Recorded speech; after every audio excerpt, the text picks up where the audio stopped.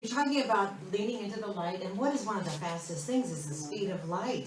And it goes around the earth. Light can travel around the earth, I think it's once every 7.5 seconds. And so it's 186,000 miles an hour that it goes. So instead of looking into the light, I have a quiz for you on just the opposite.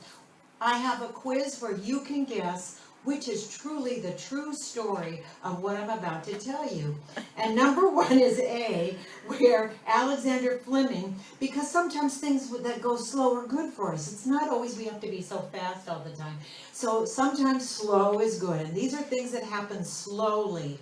So we have Alexander Fleming to thank for discovering penicillin because he was really slow to clean up his lab, and his sandwich had time to grow mold on it. That's A. B, Ben and Jerry, the ice cream fame. Well, Ben and Jerry met together and they were running laps together in high school, or not even high school, in grade school of some sort. And because they say this, they were overweight and slow, they bonded because they always came in last in the pack.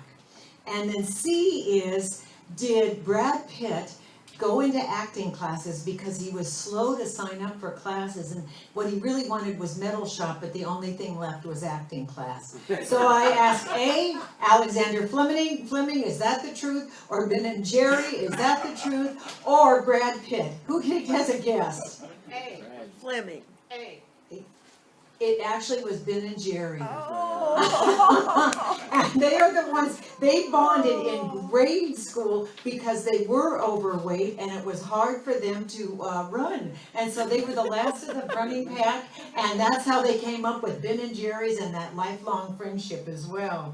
So according to Joseph Campbell, because we are approaching the winter solstice right now, and what it is associated with is going into that cave, going into our own selves, and going within and looking at, the darkness, and what is it that our dark night of the soul, and it is associated with so many things like the dark night of the soul, or learning to shine the light into the darkness so that you can absolutely realize who you are, because as Krishna says, that is the most important reason why we're here. We are here to know who we are.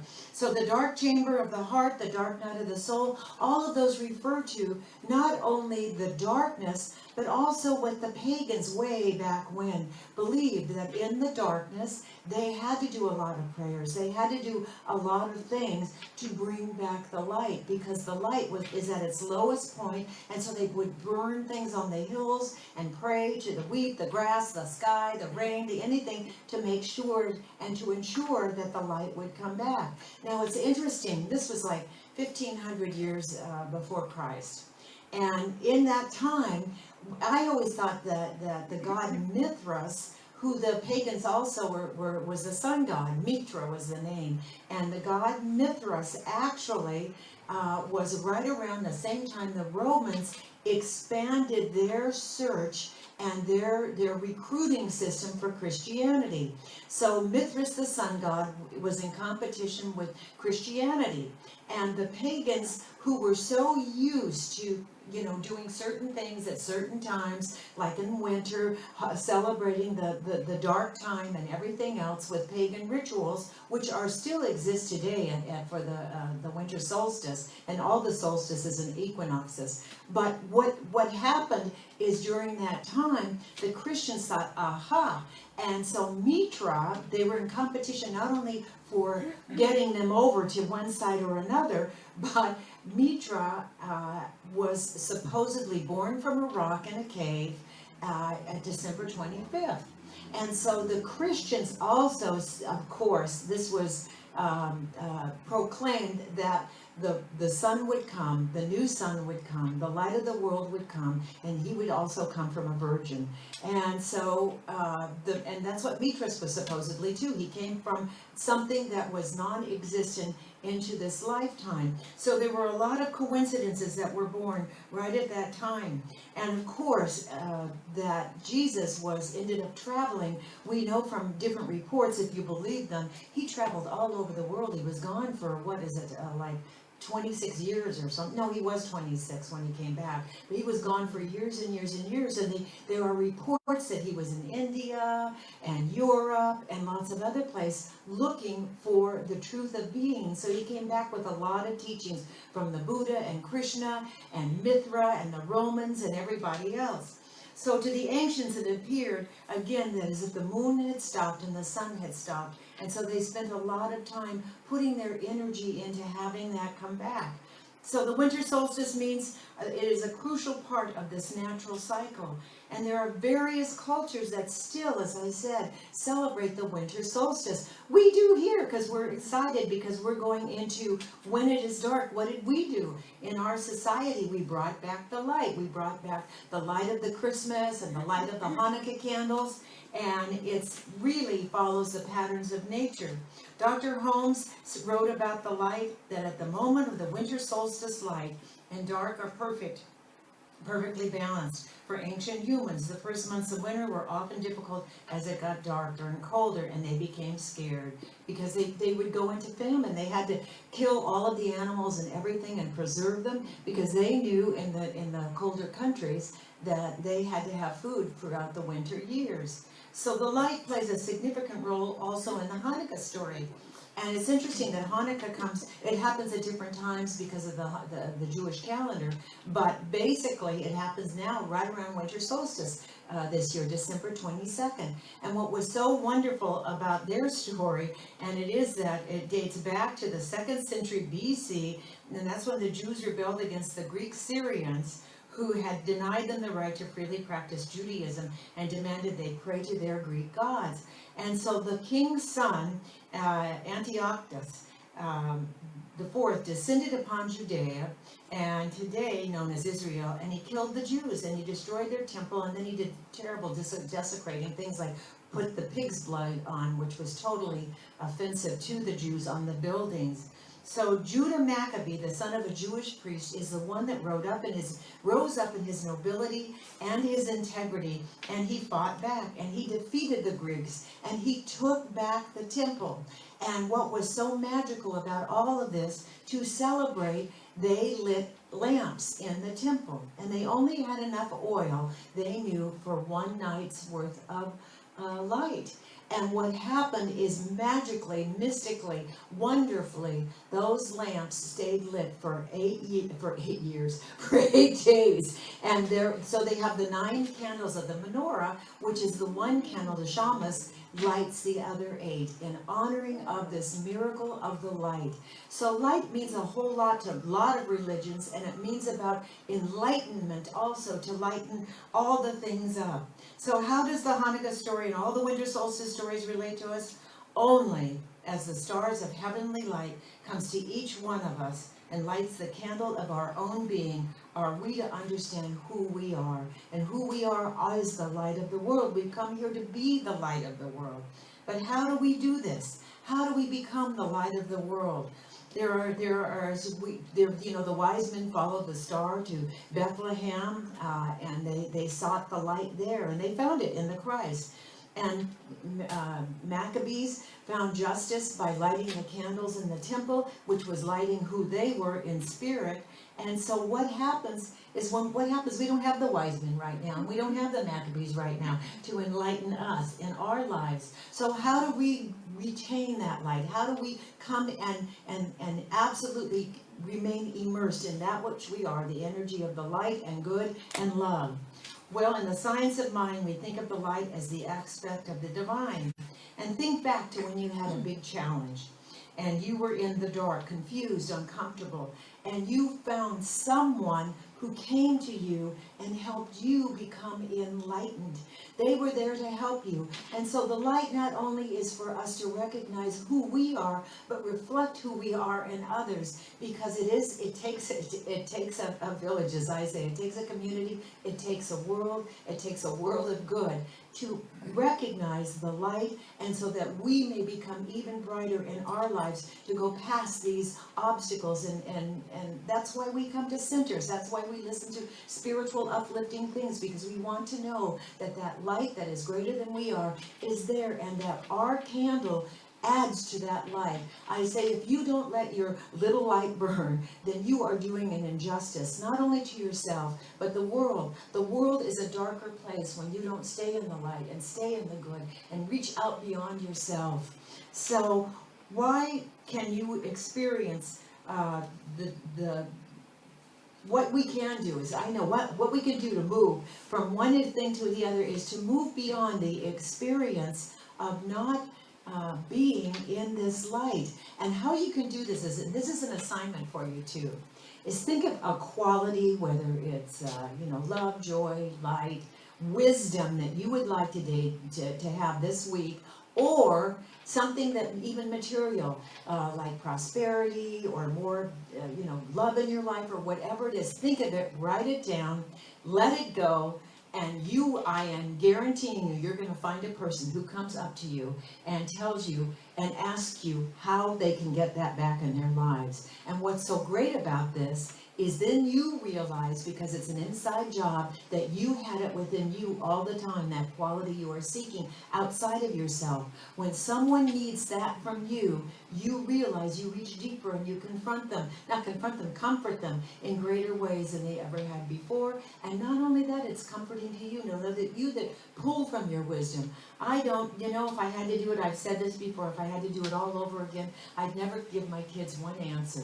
They'd have to go out and find it themselves, because the answers I gave them they don't stick. We have to find out who we are within our own selves in those meditative moments, in those moments of the dark where you ask for the light to come and enlighten you.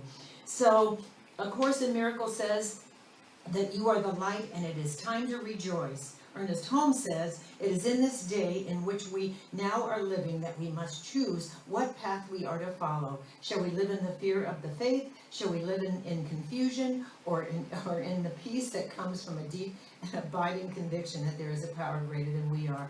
And we are willing and receptive to go and look for it. And it wasn't fear of faith. It was fear or faith, not the fear of the faith. Always, your life really has nothing to do with you. It's about everyone else's life you touch and the way in which you touch them. Always appropriately, as Lynn Jacqueline always says, touch them appropriately. Never cross boundaries here. So to use the words of Jesus, judge not and neither condemn, but bless your enemies and pray for those who persecute you. And what did he say? He raised his hand and he said, don't curse the darkness. Don't put your fist up and curse the darkness, because you might know who you really are, and all those lives that touch might know who they really are once you embrace the light and you shine the light into their lives. So what I've learned along the way is everybody, as I've already said, has to awaken to their own identity. And if I want to share what happened to me. I wrote this talk and then I thought, I'm just going to try this. It was less than 24 hours. It was like 3 hours, and someone came to me and asked something that it wasn't even coming to me. I was praying for the church and prosperity for it, and its message to go out in a larger way, and for other people to feel the power and presence of the divine within them, and enlighten the world. And within, I would say 4 hours, I had a prosperity challenger. And it was really interesting, and I immediately went to fear. And I love all the fear, the acronym fear. The first one I learned was fear is faith, what is it, an appearing, what is it? It's appearing reality. It's appearing as real. Something appearing as real. Yeah, thank you. False evidence appearing real. I just left my mind. Thank you, Joan. And then the other one I always loved was forget everything and run. But the greatest one, I thought that fits my soul a lot better. But the greatest one I just learned the other day, and I loved it, was faith and lovelessness. No, but I like that one too. Is feeling excited and ready. I like feeling excited and ready. Instead of fear, go into feeling excited and ready after you forget everything and run. But actually, but that's not who we are. We think that we are people who react and are fearful and run from who we are with our anxieties and everything else, but that's not who we are. And how you know this is if you've ever had a challenge, like a burning building where a baby's crying, what is your first reaction? It isn't thinking, oh my gosh, I may get burnt or anything. We react from that place of integrity and nobility, because that is who we are. We are the light of integrity and nobility, and we go in and try and rescue. When you've heard the stories about people who have been crushed under a car, and a mother, a woman, and I will lift up the entire car to pull that person out. I mean, it's so it really tests who we are when these moments happen. I've told this story before, but my son and I were in Austin, and there was a huge accident, a 3-car accident, and the one car, kind of went over to the curb. The woman was unconscious. She was unconscious. The airbag filled, and he, without thinking, and the car wouldn't turn off. So we were worried about gas and everything else, but Spencer ran. That was a first. So he's one who thinks everything through, but without even thinking, he ran and stopped the car and pulled that woman out of the car and not saved her life. I think she would have been okay anyway. But it was interesting that his first thought was not to say, oh, I can't do that. What if the car blows up on me? No, he ran and he was aware and alert. So there is this nobility in this, and this thing that we don't even recognize. And when you recognize it in those moments, when you reach higher and go deeper to help somebody else, remember those moments. Don't remember the petty moments like I shoulda, coulda, woulda moments. No, go deeper and pull from that which you already are, the light of the world. So we've been led to believe a lie that our most basic instinct is to run, but actually, no. Our most basic instinct is to emerge who you are in your integrity, in that place of nobility when things happen. So remember those moments, and remember that you are greater than anything that you may think and say. Something else happened. This is happening to me again. One of the things, Ralph Stangby's here today, and he said something so nice to me. But what he doesn't know is, as I left this morning, I thought, God, I wish I were 12 and didn't have to wear makeup, or or comb my hair, or just run in jeans and stuff. And 12, 13, someplace along those is what I remember the last time that you could feel free to not do anything. And then I was thinking, you don't really have to do all that. Nobody asked you to do that. But you have set the standard, and Ralph doesn't even know it. He said, oh, you look nice today. And I thought, oh my God, thank you so much. And it was within 15 minutes of me thinking, why can't I just get up and go out and just forget it all, not spend any time at all, in the physical, just go out and be yourself. And I thought, my God, he just gave me permission to do that. However, I won't do that right away. So on Sundays I won't do it. Lots of times in classes I do. So it's your divinity, your divine light of who you, that is fundamental instinct. It is not that you are afraid, or not that you're a coward, or not that you take time to think things over. It is your individual instinct to know that you are the divine light of the world and that you stand above. If only you knew how beautiful you are, how great your light shines all the time. There's another thing too. I'm not picking on Ralph. He's a pilot, and this just warmed my heart so much. And I can't remember exactly. Were you in England when Mason's game was? Yes. He flew to England, and usually he does a triangle, and I'm not sure, but it's California to England, back to Denver or something like that, and then back to England and come back. Yep, that's it. Well, he goes to England first round, and he gets on a plane, flies all night long or all day long or whatever it was, so that he could see his son's football game, because they're at the edge of winning a huge tournament. It's not a tournament. What is it? CIF playoffs. CIF playoffs. And I just went, oh my God. And it's not that I realize that but I think even if you weren't a pilot, you would have done that. Because your heart called to you, because you wanted to be with Mason, and and come into all that joy. And I was thinking that child will never forget that. He will know, that set the high bar right there for how he will be with his children. Thank God you have raised beautiful children who are in that integrity and get who they are already, and just the example, living by example, they're going to be more than even fabulous than they are right at this moment, because they're both fabulous kids. Anyway, I was just so touched by that, it made me cry. So, and I was thinking, would I have done that? And I did it kind of. My daughter's prom, her senior prom, we were in Mexico. Patrick and I were in Mexico, and her senior prom came, and it was right at 2001, I believe. Is that? Yes, 9/11, 2001, and all, or maybe 2002. But all the airports, you had to. It was hours and hours in lines because they didn't have anything in order or anything like that. And they didn't know what to do, and they were checking everyone. And we were waiting in line in Colorado. We landed in Colorado to take the next flight home to Los Angeles to see Katie just travel around to all the houses where all the kids were having their prom, all the moms and dads. And so we were in this line, and Patrick, we were going to miss our plane. And I said, Patrick, we got to do something. And he said, well, there's nothing we can do. And I said, yes, there is. And I grabbed, and I went right up to the security guard and said, I cannot miss this flight. There's an emergency.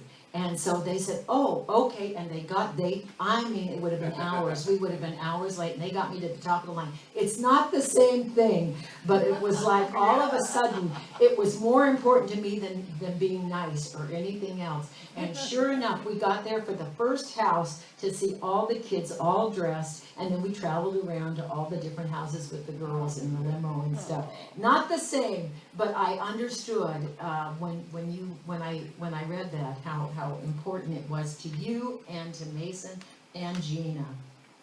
So if you all knew how magnificent you are, and you would realize that you can just say yes to a lot of things. Sometimes we're time challenged, sometimes we're poverty challenged, or not poverty challenged, but money challenged or anything else. But it's really interesting. Instead of just automatically saying no, and I learned this in improv and other places, it's yes and.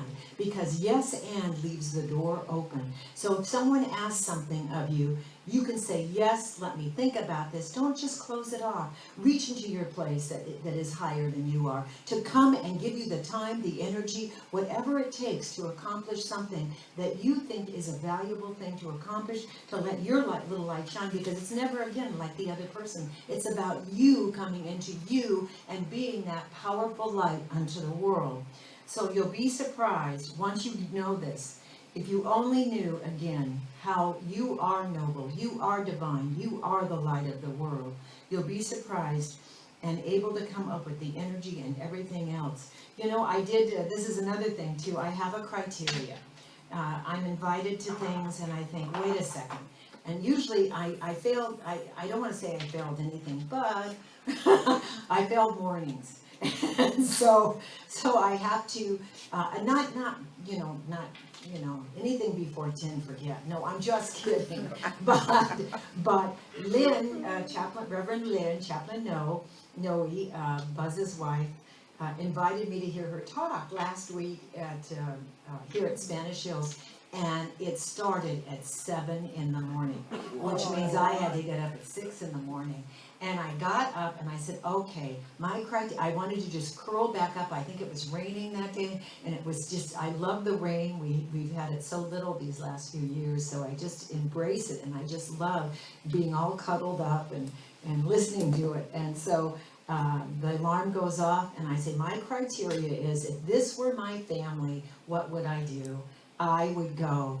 And Lynn and Buzz are my family too. So I dragged my butt out of it and was there. And what was really interesting, her talk was fabulous. And it was worth every word and every minute that I was there. So it is funny. I have to have criteria though. I just don't say, Okay. It has to be, if this were my children, what would I do? And some things are just not that important. You know what I'm saying? Where you can go beyond that.